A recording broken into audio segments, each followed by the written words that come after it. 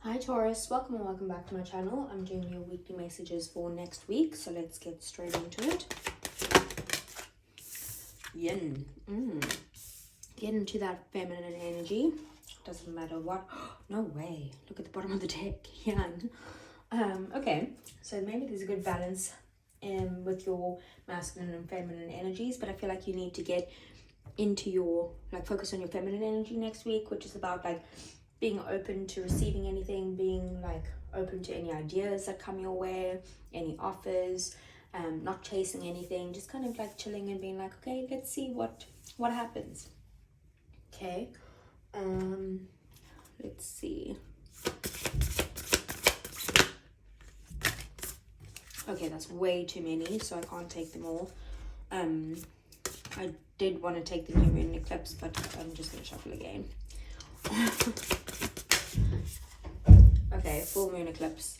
So, oh my god, why is there too many coming out each time? Sorry, 1 second. Thank you. Taurus. So, full moon in Taurus, your dreams need a practical plan. So, I will read it to you, but it's very likely got to do with work. Where's the book? That would help. There we go. Okay.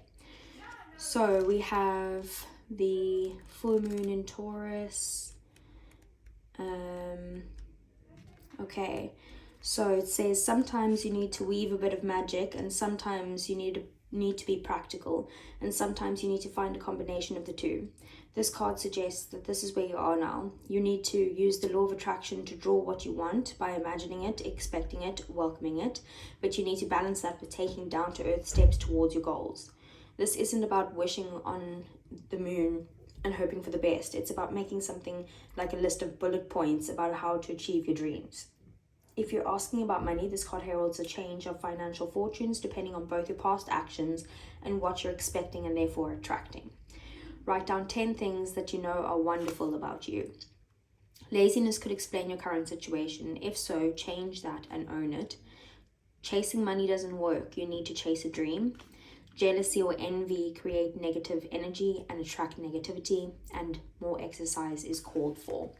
So I do see that Taurus, with this being the full moon in Taurus, basically full moons are kind of overdone because the full moon is very emotional and heightened things. So the full moon in Taurus is overdone Taurus. And overdone Taurus could sometimes be maybe a bit too stubborn, maybe a little bit lazy, you know. Taurus are very practical people, so it is saying that you do need to continue with that practicality. Like it said, maybe you do need to continue to manifest and believe everything that you need to, manifest everything in, believe that it's going to happen and that type of thing, but you also need to take the actual practical steps towards it. So then let's see for Taurus.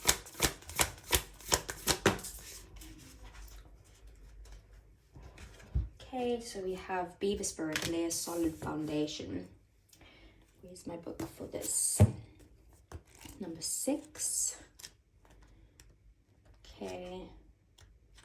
So it says, Beaver Spirit is here to tell you about a power living within you that is born of spirit, the source from which all life arises. This is the power to establish the sacred connection with the universal consciousness so you can deliberately co-create the world you desire.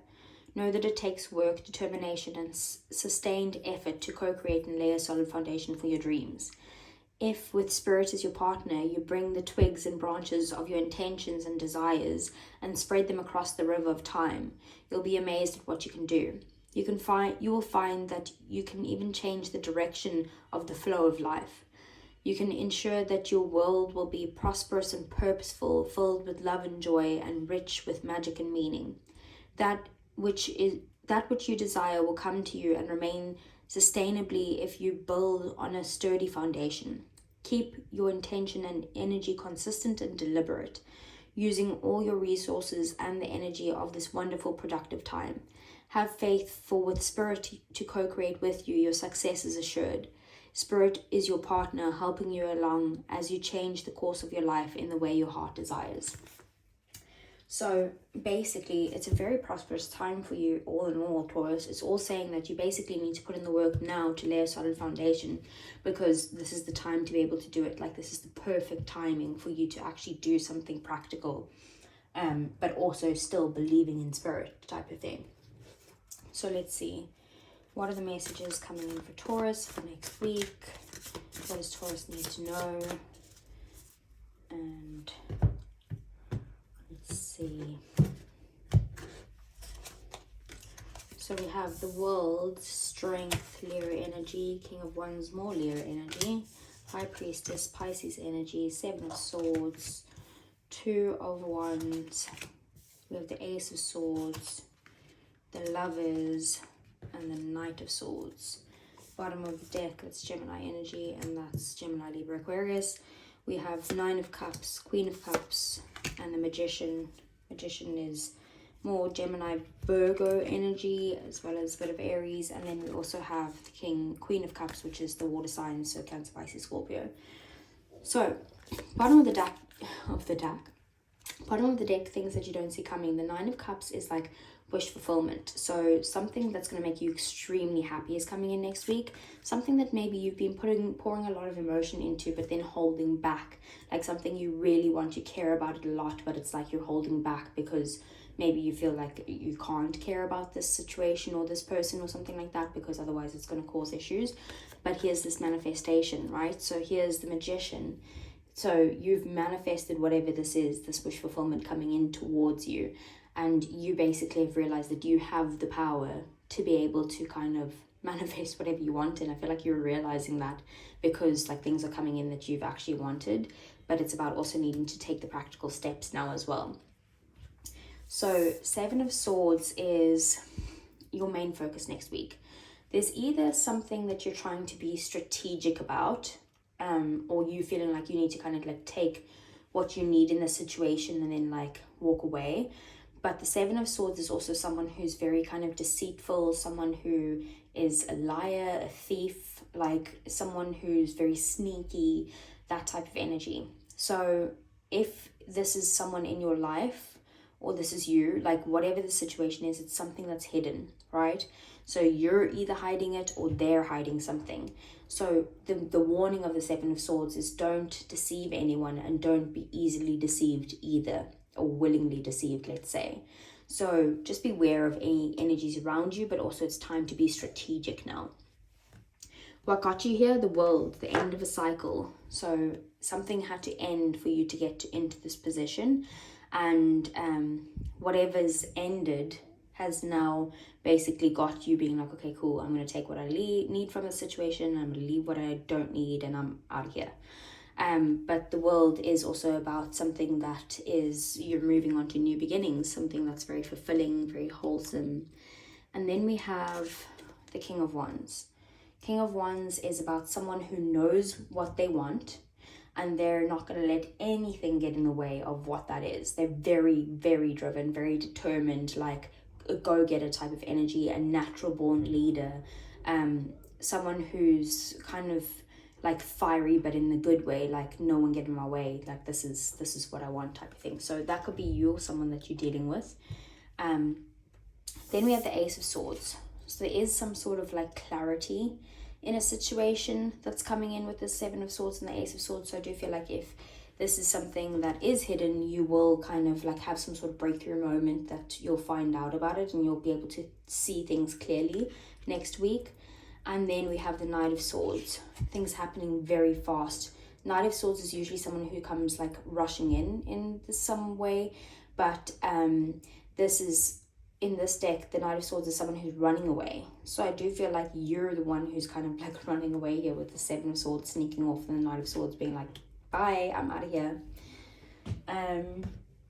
So let's get,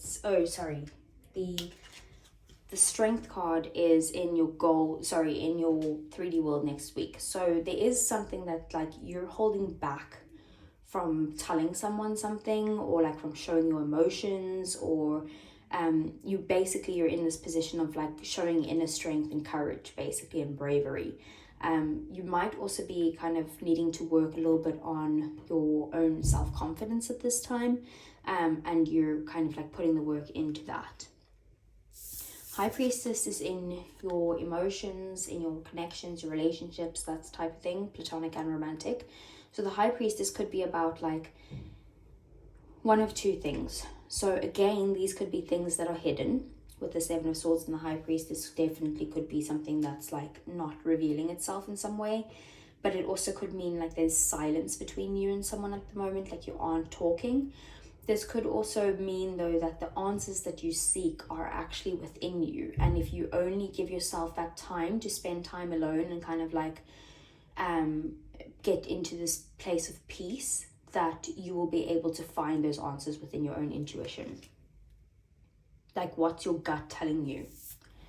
Then we have the Two of Wands here. So the Two of Wands is in your thoughts. So you are thinking about some sort of decision that needs to be made of whether you should stay in your comfort zone or if you should leave and go somewhere that's a bit more exciting. Maybe even possible literal travel on the cards, with the world, the globe being there, and the little hippie van. So you might be wanting to kind of travel in some way, and that's the decision of should I go or should I stay. But the Two of Wands is my should I go or should I stay card. Or more should I stay, should I go. The Two of Wands as well is just about like needing to make a change in some way. Like you're stable where you are, but it's because you're comfortable. Then we have the Lovers. So the Lovers is in your goals, your desires, that type of thing. So the Lovers is about a very strong soul connection, like someone where you feel kind of like intertwined, like you feel like you have a lot of love for them, but it's also mutual. The Lovers again is also a very big decision that needs to be made, and you need to make this decision from your heart. So now let's get some clarifiers, Taurus.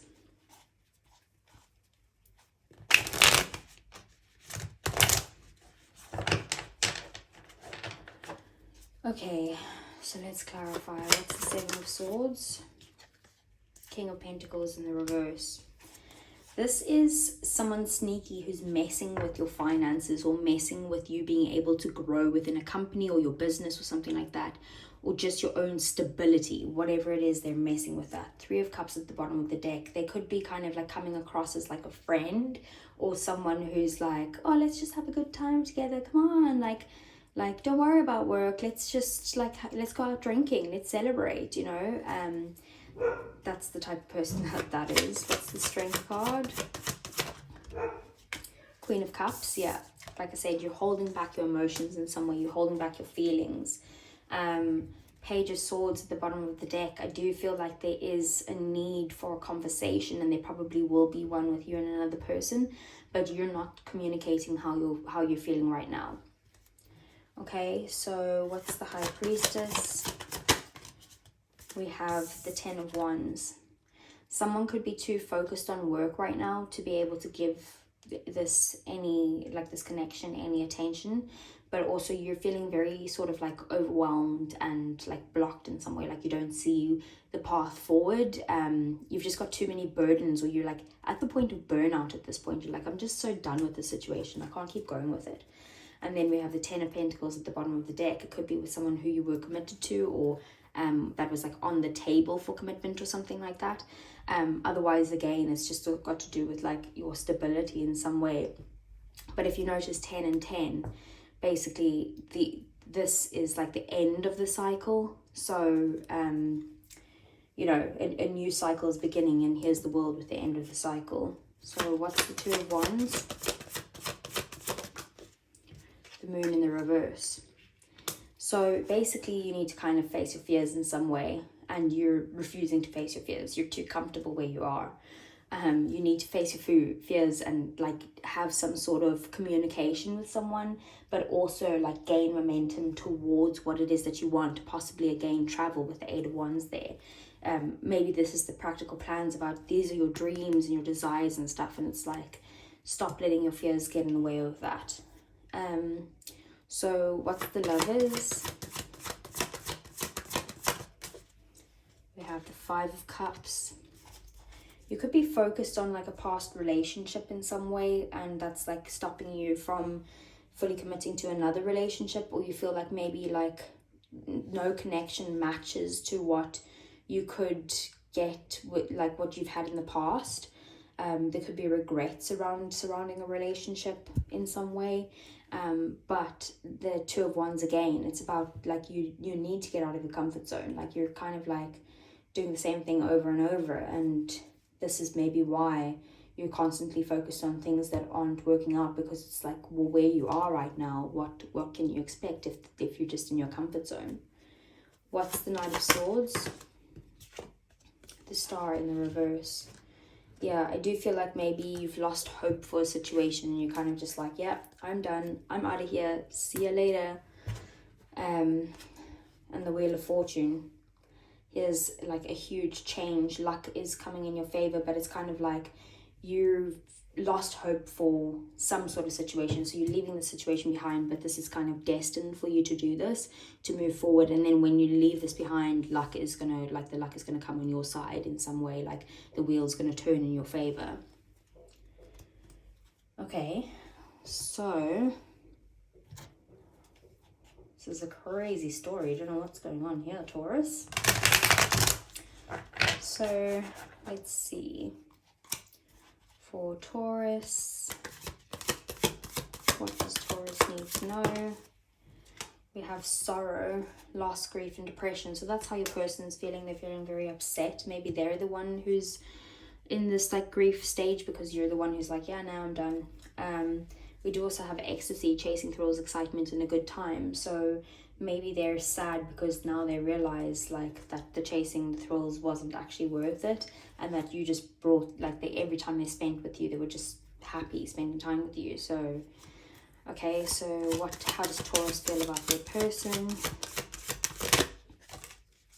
Karma, consequences, cause and effect, and debts. You feel like they're a karmic relationship.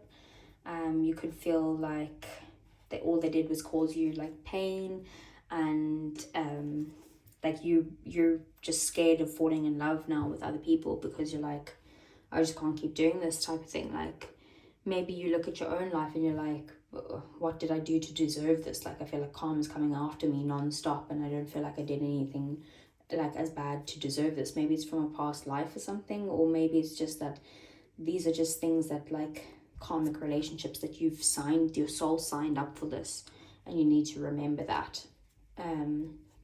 So what's the outcome for these two? Exhaustion, depletion, drained, and long journey. That's that 10 of Wands energy there. Just tired. Like we'd also have rejection here, abandoned, dismissed, and irrational fear. That's that irrational fear with the moon. And then abandoned, I feel like I said, I feel like you're the one doing the abandoning though, with the 7 of Swords and the Knight of Swords. It's kind of like, I'm done, I'm out of here, see you later, that's me done, I can't do this anymore, that type of energy. So let's see, get some romance angels for you, Taurus.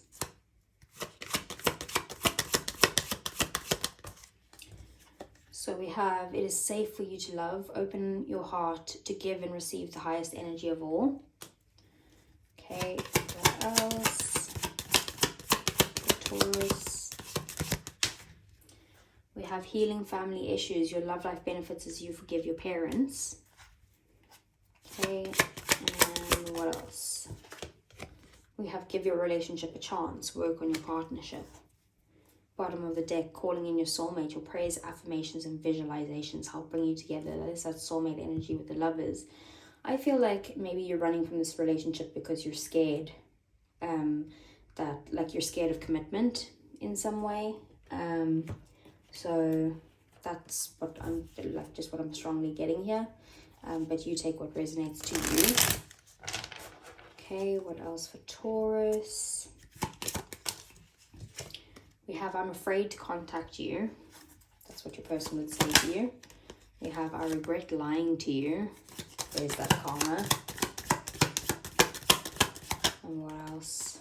I wish things could be different. Bottom of the deck, I'm grateful for the spiritual lesson. So at least they are growing, but it's like, I regret lying to you. That could be the 7 of Swords. They lied to you about something. About some form of commitment, or maybe how much money they make, or what they do for work, or Like there's definitely some sort of lie there. Anyway, I hope this resonated with you, Taurus. If it did, please do give me a thumbs up. Subscribe to the channel if you want to see more, and I'll see you guys again next week. Take care.